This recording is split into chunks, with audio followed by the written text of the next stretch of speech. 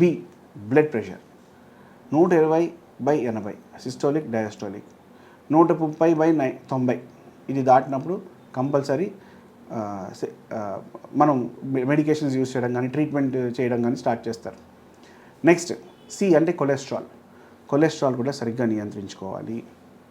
200 లోపల మెయింటైన్ చేసుకుంటే కొలెస్ట్రాల్ మంచిది.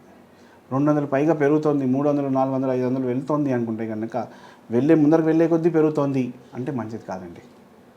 కొలెస్ట్రాల్ని సరైనగా నియంత్రించుకోవాలి. అయితే స్టడీస్లో కొన్ని చూసినవి ఏంటి అంటే కొలెస్ట్రాల్ ఎక్కువైపోవడం వల్ల మాత్రమే రావట్లేదు స్ట్రోక్స్. దాంతోపాటు మనకుండే స్ట్రెస్ లెవెల్స్, స్ట్రెస్ అనేది ట్రిగ్గర్. అందరి దగ్గర గన్లు ఉన్నాయి కానీ ట్రిగ్గర్ మాత్రం స్ట్రెస్ అనే దాని దగ్గర ఉన్నాయి. సో ఆ స్ట్రెస్ ఎప్పుడైతే ట్రిగ్గర్ అవుతుందో అప్పుడు ఇష్యూ ఫాలో అవుతుంది.